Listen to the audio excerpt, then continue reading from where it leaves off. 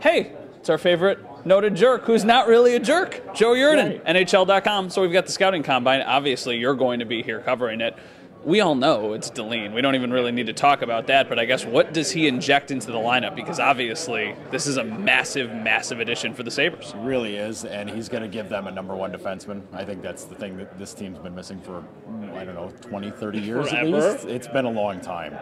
But you're talking a guy who can move the puck, who can quarterback the power play, who can play the top PK. He's going to do everything. He's going to be the shot of life that Jack Eichel provided. A good shot of life, he's going to provide the rest. He's going to be the guy. And I don't want to say he puts you over the edge, but he's also, getting a franchise defenseman is not easy. It might be the hardest position to get in the NHL. They haven't had one of these guys in a long, long time. What's it realistic to expect next year? Well, I think next year you're going to see all the things that everybody talks about when we say how exciting he is. You're going to see the goals, you're going to see the moves, you're going to see the passes that other guys in this team can't make. You're going to see all this stuff. And I think more importantly, you're going to see glimpses of other guys around the league that when you talk about number one defenseman, you're going to be like, oh my goodness, we have one of these guys here finally, like an Eric Carlson or a Drew Doughty or a Duncan Keith, like guys like that who have won Norrises, who have been great no matter what, and they do everything. We're going to see a lot of glimpses of that next season. It's going to be very exciting. So, big picture. They add Deline into the lineup, but there's still a lot of changes that can be made. Maybe this tweaks things a little bit, but what are you expecting? Are you expecting a ton of turnover? Are you expecting a couple changes, big names on the move? What do you think is going to happen? Well, there's a lot of talk that there could be a big trade on the way, whether it's a Ryan O'Reilly or Rasmus Ristolainen. I don't know that you need to really... I mean, a lot of people want to shake it up. Yeah. I don't think you need to shake it up that much. I think you're going to see little moves, pieces falling into place here and there where it needs to fit. And then maybe a couple of guys who have been in Rochester for a while, maybe it's finally their time to establish themselves in the lineup. Maybe a free agent signing here. Nothing blockbuster, but just little things to help it along the way, because they're not going to, I don't think Jason Butler wants to slam on the gas to try to make this thing go forward. They want to do it right. Yeah. Absolutely. I think one of the biggest wild cards going into next season, at least personally, is what happens with Alex Nylander. Because if Alex Nylander can make the team, the left side, I don't want to say it looks great, but it looks at least a little better. That's probably the biggest area of concern, at least for me. There's nobody there. Yeah, that's definitely an area of weakness. That's where, you look at the past deal for Matt Molson. He didn't work out, and that's a bummer. Alex Nylander, he's the wild card. Yeah. Like, if he can evolve and if he can become a player, a real player at the NHL level, that's a huge boon.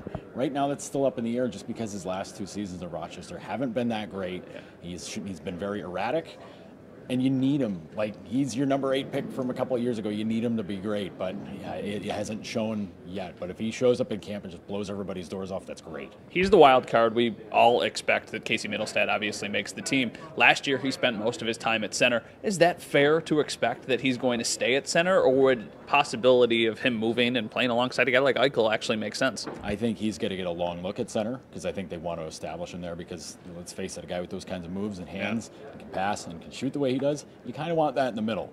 But if you move in a wing next to Jack to give Jack another horse to run with, that's fine. I think that's a great fail-safe move.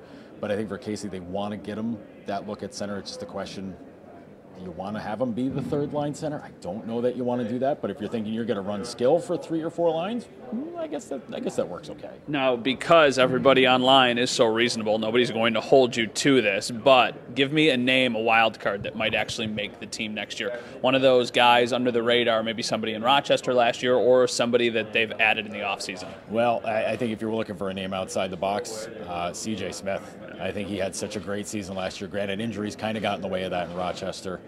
That kind of performance to me says he's going to get a look because they know what he could do there, and they're going to say, all right, let's push him. Let's see if we can make this work, especially if things with Nylander don't work. Yeah. You get a guy like CJ Smith, stays healthy, scored a lot of goals with Roch, looked great. Give him a chance, see what he can do. He was a nice investment a couple years ago. Let him run. Let him see let's see what can work, and let's see if he can be a player. Last question, and I think, no matter what really happens the next couple months, this offseason is going to be a massive win because of Deline. We weren't expecting that to happen, and obviously he just fell into their lap. What would be one other move they could make that would make this, just a grand slam, a knockout of a summer?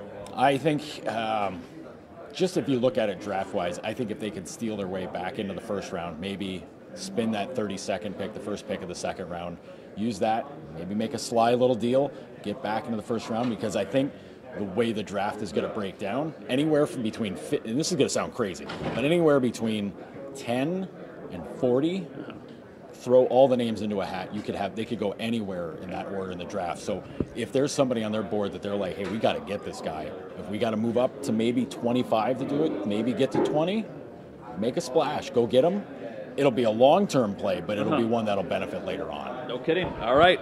That's Joe Yerdon. He's not a jerk at all. I'm Matt Bové. We'll talk to you again. We will talk to you again. I'm tired. We'll talk to you again soon.